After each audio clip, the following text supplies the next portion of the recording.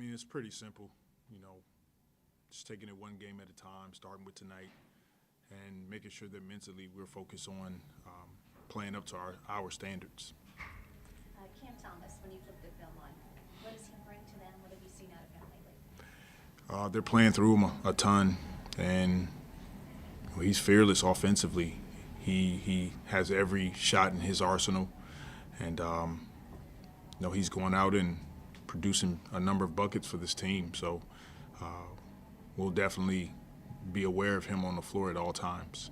You've been a pretty solid defensive team most of the year. What's enabled you in your mind to take that extra step where you are right now on the defensive end?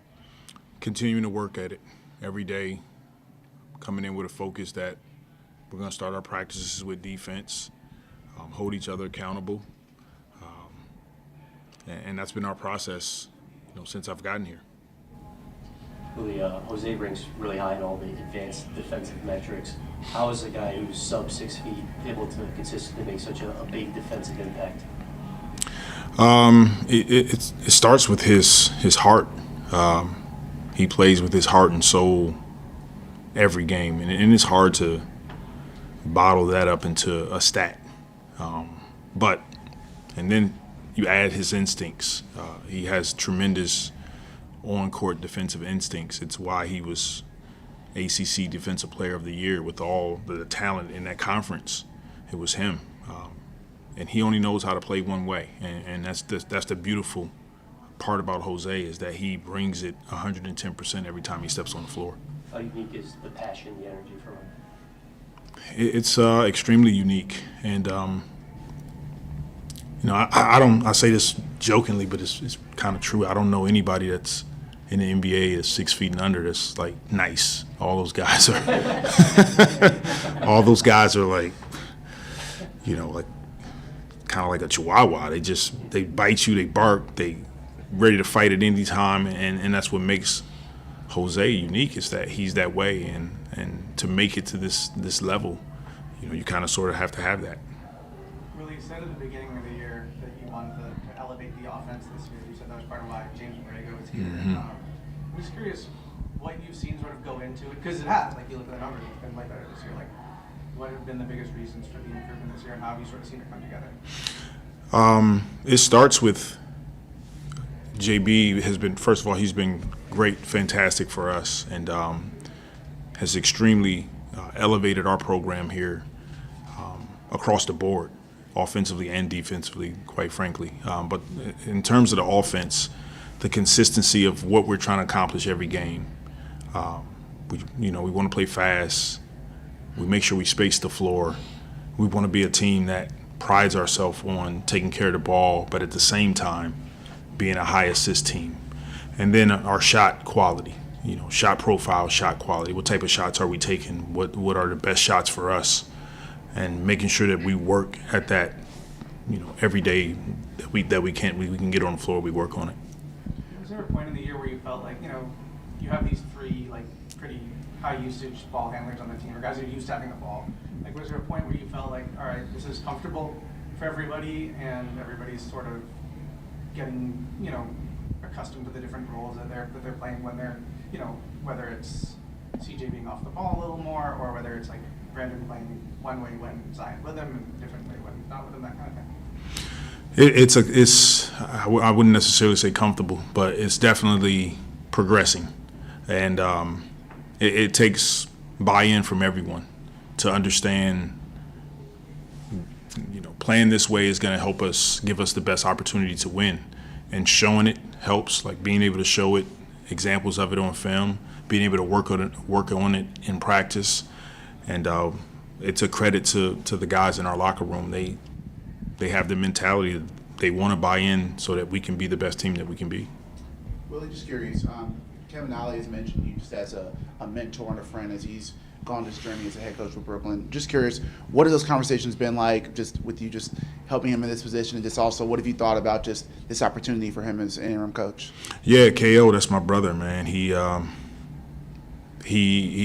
played a tremendous role when I was young, coming into the NBA as a veteran. We played together 4 seasons in Philadelphia, and we've been like brothers ever since. I'm extremely happy that he has this opportunity to coach this team, and we text each other, call, and the biggest thing is that we just continue to pray for each other and wishing each other the best, for sure.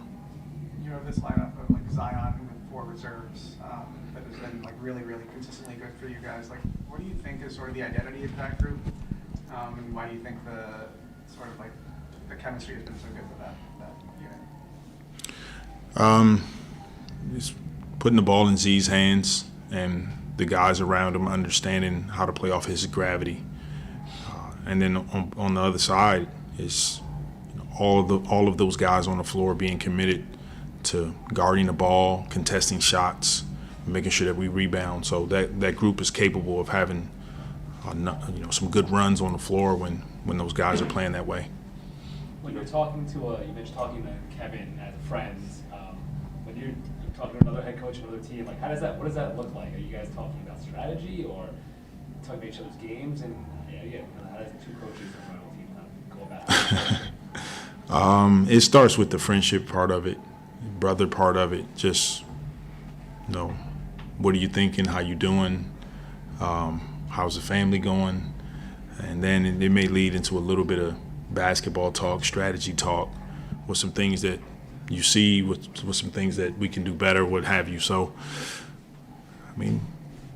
normal conversation, I guess, when it comes to friendship basketball. The last time you were in New York, there was a moment where Trey Murphy hit a big 3 at MSG, and I think you said welcome back to him going into the timeout. I'm just sort of curious what it's been like to see him kind of find his form again and how that has impacted the rest of the team. It's been great.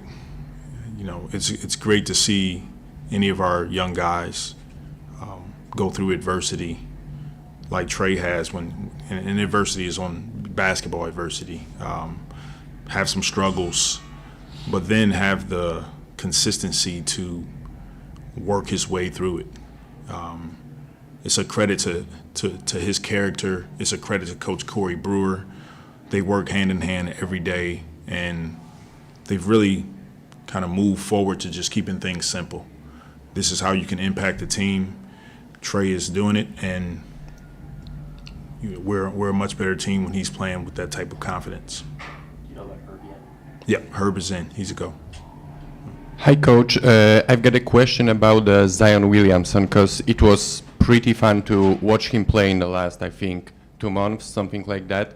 Are you planning to play him more as a point Zion in next weeks too?